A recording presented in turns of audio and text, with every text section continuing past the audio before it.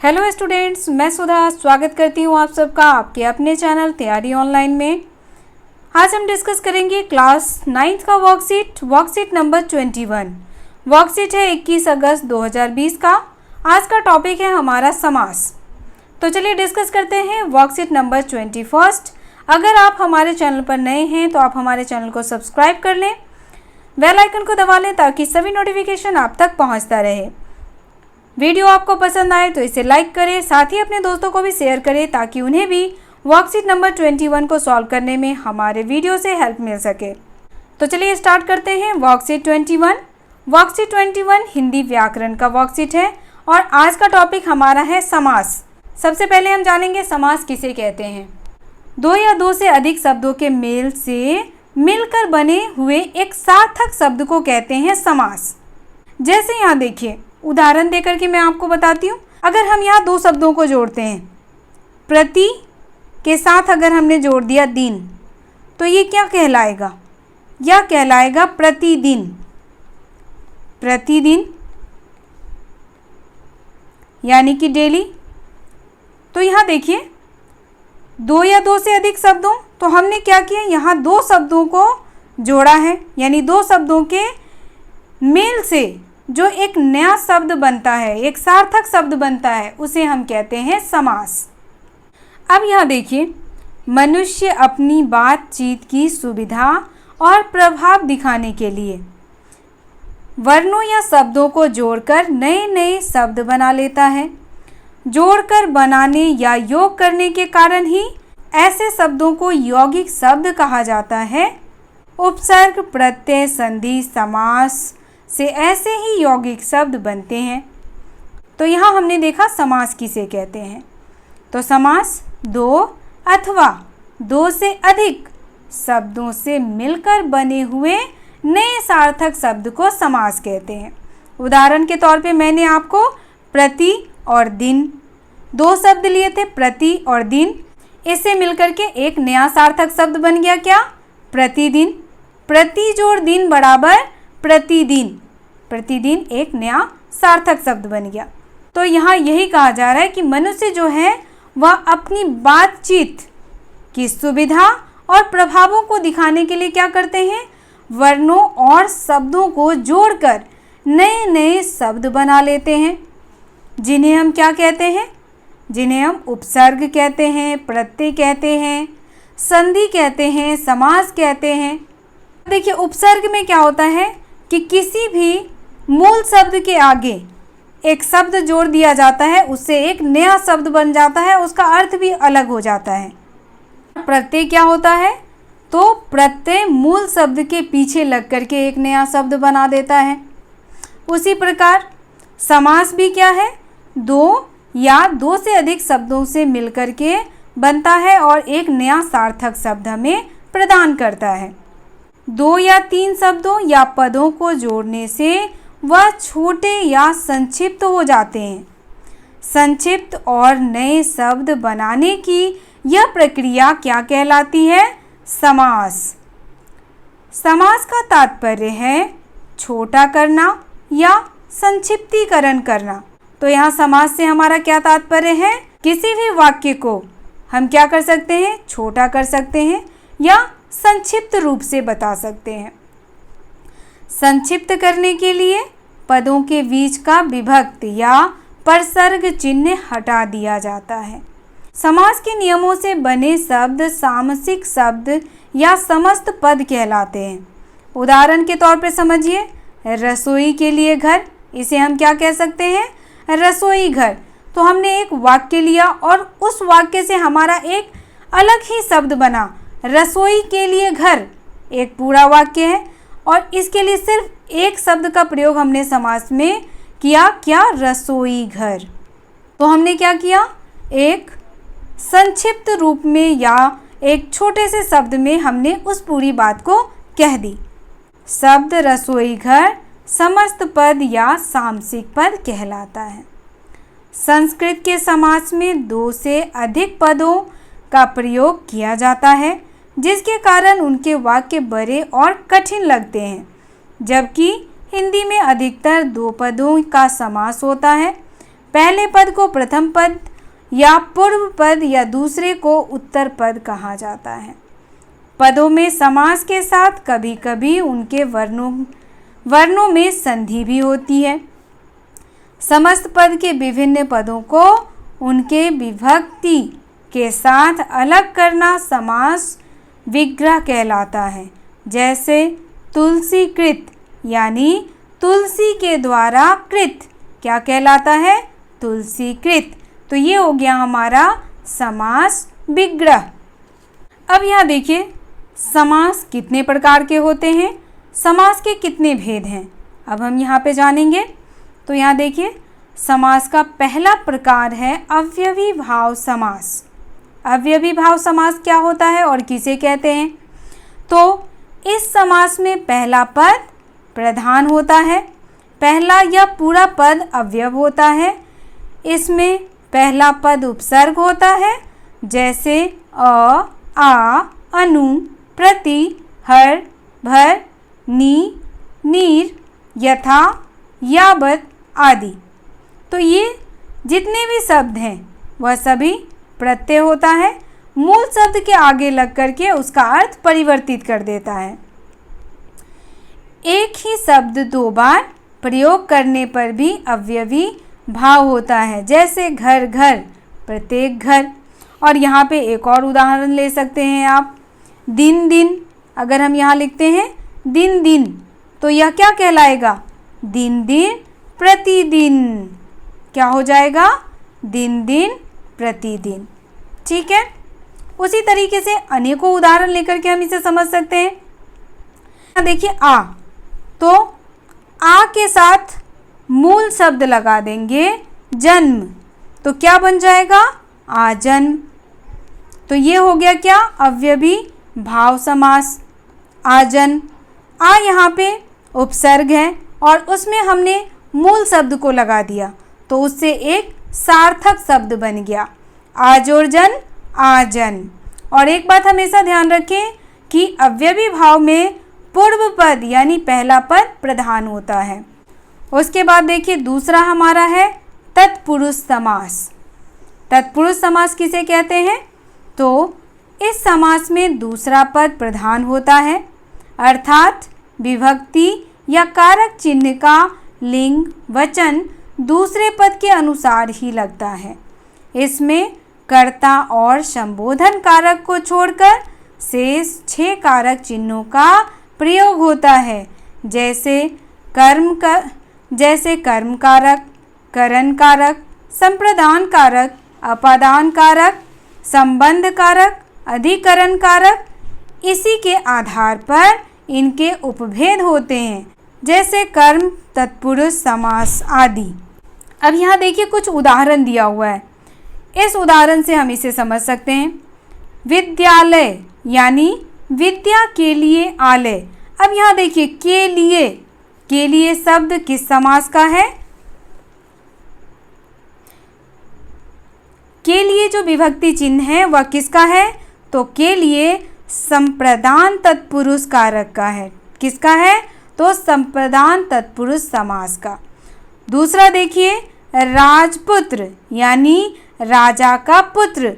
तो यहाँ का पर ध्यान दीजिए, ये जो का है वह किसका विभक्ति चिन्ह है? तो का किस में लगता है? का के की। तो यह हो गया हमारा संबंध तत्पुरुष समास, क्योंकि यह संबंध को स्थापित करता है। तीसरा उदाहरण है मुंह तोड़ यानी मुंह को तोड़ने वाला। तो यहाँ को शब्द, ध्यान किस पे देना है? को शब्द पे। को शब्द जो है वह किसका विभक्ति चिन्ह है? तो को शब्द कर्म तत्पुरुष का विभक्ति चिन्ह है। तो ये हो जाएगा हमारा कर्म तत्पुरुष का उदाहरण। मुझे आशा है आपको वीडियो समझ में आ रहा होगा। आगे देखिए तीसरा हमारा है कर्मधारय समास। अब हम जानेंगे कर्मधारय समास किसे कहते हैं।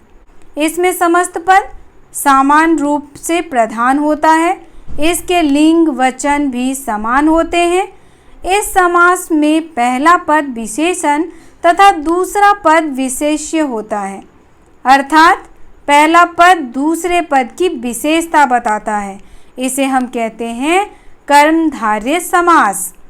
कहीं कहीं उपमेय उपमान का संबंध होता है और विग्रह करने पर रूपी शब्द का प्रयोग होता है। जैसे चरण कमल, चरण रूपी कमल। इस समास से व्यक्ति, वस्तु आदि की विशेषता का बोध होता है। कुछ उदाहरण और भी दिया हुआ है, देखिए। नील कमल, नीला है जो कमल, यह हो गया हमारा कर्मधारय समास। तो हम सब ने उपमेय और उपमान अलंकार में पढ़ा है, यानी इसमें उपमेय और उपमान का संबंध भी स्थापित होता है। जैसे नीला है जो कमल, नील कमल। चंद्रमुख, चंद्रमा के समान मुख, यह हो गया हमारा क्या? कर्मधारय समास। अगला हमारा है द्विगु समास। द्विगु समास को ध्यान से देखिएगा। बहुत सारे बच्चे द्विगु समास में और द्वंद्व समास में हमेशा कंफ्यूज हो जाते हैं, तो अब आपकी कंफ्यूजन हमेशा के लिए दूर हो जाएगी। यहाँ देखिए द्विगु समास। द्विगु समास में पहला पद संख्यावाचक होता है, तो जब भी यहाँ कोई भी बात कहा जाएगा तो उसमें क्या आ जाएगा? संख्या। संख्या शब्द पहले होगा। जैसे त्रिमूर्ति, अगर हम त्रिमूर्ति कहते हैं तो त्रि शब्द किसका? त्रि शब्द क्या बताता है? त्रि शब्द संख्या 3 को व्यक्त कर रहा है। तो जब हम त्रिमूर्ति बोलेंगे तो यहाँ पे 3 संख्या का बोध हो रहा है। अगर हम कहते हैं पंचवटी, तो पंच शब्द से किस संख्या का बोध होता है? पंच शब्द से बोध होता है संख्या 5 का, इसका बोध होता है। तो पंचवटी क्या हो जाएगा हमारा? द्विगु समास। अब देखिए, कभी कभी दूसरा पद भी संख्यावाचक हो सकता है। जरूरी नहीं है कि पहला पद ही संख्यावाचक हो, दूसरा पद भी संख्यावाचक हो सकता है। विग्रह करने पर समूह या समाहार का बोध होता है, किसी नए अर्थ का नहीं, जैसा कि बहुव्रीहि समास में देखा जाता है। अब जैसे बहुव्रीहि समास में अगर हम लिखते हैं दशानन, तो दशानन का अर्थ क्या हो जाता है? 10 सर वाला। 10 सर वाला किसे कहते हैं? रावण को कहते हैं। तो यहाँ पे अर्थ ही परिवर्तित हो जाता है, अर्थ अलग आता है, यहाँ पर हो जाएगा रावण। ठीक है, तो यह हमारा कहलाएगा बहुव्रीहि समास। यह हमारा द्विगु समास के अंतर्गत नहीं आएगा। कुछ उदाहरण दिया हुआ है, इसे भी देख लीजिए। चौराहा यानी कि 4 राहों का समूह। चौराहा कहने का अर्थ है 4 राहों का समूह, तो यहाँ संख्या का बोध हो रहा है। नवग्रह, 9 ग्रहों का समूह, तो 9 क्या हो गया? संख्या। दोपहर, 2 पहरों का समाहार, तो 2 क्या हो गया? संख्या। तो द्विगु समास से संख्या का बोध होता है। अगला हमारा है द्वंद्व समास। द्वंद्व समास में देखिए बच्चों, दोनों पद प्रधान होता है। जैसे अगर आप कभी भूल जाएं तो याद कर लें माता पिता। माता पिता किस में आता है? द्वंद्व समास में। भाई बहन, इसमें दोनों पद प्रधान होते हैं। दोनों पद अधिकतर एक दूसरे के विलोम होते हैं। इसका विग्रह करने पर बीच में और या का बोध होता है। या और तथा योजक शब्द भी कहे जाते हैं, जैसे ठंडा गरम, माता पिता, भाई बहन। और कुछ उदाहरण यहाँ भी दिया हुआ है, इसे भी देख लें। सीताराम, खरा खोटा, अन्न जल। अगला हमारा है बहुव्रीहि समास। इस समास में कोई भी पद प्रधान नहीं होता। दोनों पद मिलकर जिस तीसरे पद या अन्य पद को बनाते हैं उसकी प्रधानता होती है। विग्रह करने पर वाला है, जिसका है, जो, जिसकी, जिसके, वह आदि शब्द आता है। जैसे 10 हैं आनन, दशानन किसको कहते हैं? रावण को। नीलकंठ किसे कहते हैं? भगवान शिव को। नीला है जो कंठ, नीलकंठ। लंबा है जो उदर, लंबोदर। लंबोदर किसे कहते हैं? श्री गणेश को हम क्या कहते हैं? लंबोदर, यानी लंबा उदर वाला, लंबा मोटा पेट वाला प्रभु श्री गणेश को कहा जाता है। मुझे आशा है समास आपको अच्छे से समझ में आ गया होगा और साथ ही समास के जो भेद दे रखे हैं, प्रकार दे रखे हैं, वह भी आप अच्छे से समझ गए होंगे। तो चलिए अब देखते हैं वर्कशीट में हमारा वर्क क्या है। तो देखिए वर्कशीट में हमें वर्क दिया हुआ है, निम्नलिखित समस्त पदों का समास विग्रह करके समास का नाम लिखना है। पहले तो ये जो पद दिया हुआ है इसका विग्रह करना है और उसके बाद हमें बताना है यह कौन सा समास है। तो यहाँ देखिए माता पिता, तो हम इसे क्या लिख सकते हैं? माता और पिता, माता और पिता कौन सा समास है ये? फटाफट आप हमें बताइए कमेंट करके कौन सा समास है। तो माता पिता द्वंद्व समास है। ठीक है, द्वंद्व समास जो होता है वह एक दूसरे के विपरीत होता है और साथ ही इसमें दोनों पद प्रधान होता है। अब अगला शब्द हमारा है आशुतोष। तो आशुतोष इसे हम क्या लिख सकते हैं? आशु या तोष लिख सकते हैं, आशु या तोष। और अभी हमने द्वंद्व समास में पढ़ा है कि द्वंद्व समास का दोनों पद प्रधान होता है, साथ ही यह और या से जुड़ा होता है। तो आशु या तोष कौन सा समास है? यह हमारा द्वंद्व समास है। ठीक है, चलिए अगला देखते हैं, अगला कौन सा है हमारा? अगला शब्द है दाल रोटी। दाल और रोटी इसे क्या लिख सकते हैं? दाल और रोटी, या हम इसे यह भी लिख सकते हैं दाल या रोटी। तो यह हमारा कौन सा समास कहलाएगा? तो यह भी हमारा हो जाएगा द्वंद्व समास। अगला हमारा है राजपुत्र। तो इसे हम क्या लिख सकते हैं? राजपुत्र को क्या लिख सकते हैं? राजा का पुत्र, राजा का पुत्र क्या कहलाता है? राजपुत्र। तो यहाँ क्या दर्शाया जा रहा है? संबंध। तो ये क्या हो जाएगा? संबंध तत्पुरुष समास। ठीक है, अगला देखिए, अगला है हमारा पंचतत्व। अगला क्या है? पंचतत्व। तो यहाँ पंच, पंच से क्या? तो यहाँ देखिए पंच, पंच शब्द से किस चीज़ का बोध हो रहा है? संख्या का बोध हो रहा है। 5 तत्वों का समूह, यहाँ हम लिख सकते हैं ना, 5 तत्व का समूह क्या कहलाता है? पंचतत्व। और पंचतत्व कौन सा समास हो गया? तो पंचतत्व जो है वह है द्विगु समास। ठीक है, द्विगु समास। चलिए अगला देखते हैं। अगला हमारा है लंबोदर। क्या है? लंबोदर। और अभी हमने देखा लंबोदर कहने से क्या अर्थ निकलता है?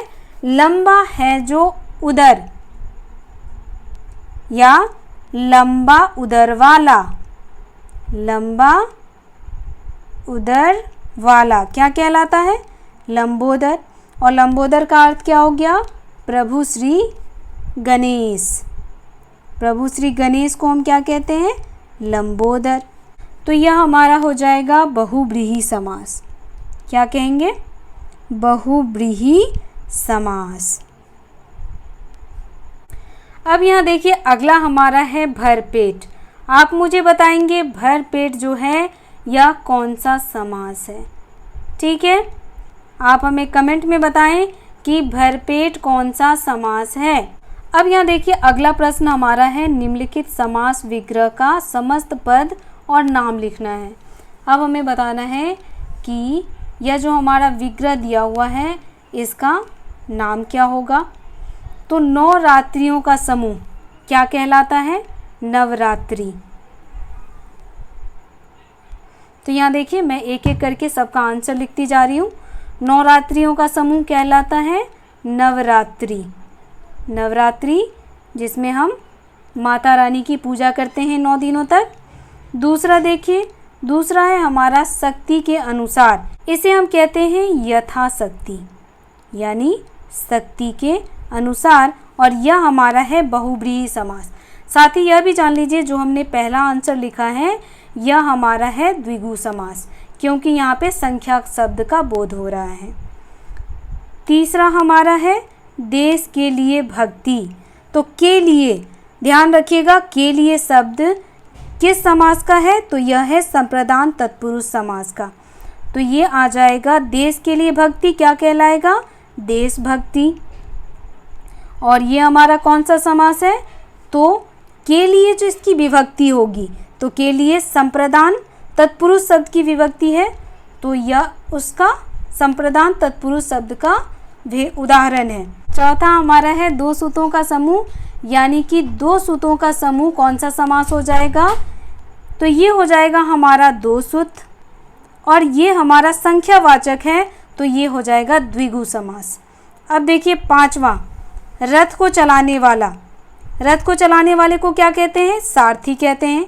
और धन से हीन, धनहीन। अब आप हमें कमेंट में बताएंगे कि ये दोनों जो उदाहरण है वह किस समास का उदाहरण है, तो आप इसका आंसर हमें कमेंट में सेंड करें। तो ये वीडियो यही समाप्त होता है, मिलते हैं अगले वीडियो में। वीडियो आपको कैसा लगा आप हमें कमेंट करके बताएं। वीडियो पसंद आया हो तो इसे लाइक करें, साथ ही अपने दोस्तों को भी शेयर करें ताकि उन्हें भी इस वर्कशीट को सॉल्व करने में हमारी वीडियो से हेल्प मिल सके। अगर आप हमारे चैनल पर नए हैं तो आप हमारे चैनल को सब्सक्राइब कर लें, बेल आइकन को दबाएं ताकि सभी नोटिफिकेशन आप तक पहुंचता रहे। आप हमें इंस्टाग्राम, टेलीग्राम और फेसबुक पर भी फॉलो कर सकते हैं, डिस्क्रिप्शन में आपको इसका लिंक मिल जाएगा। तो मिलते हैं अगले वीडियो में, आप सबका धन्यवाद।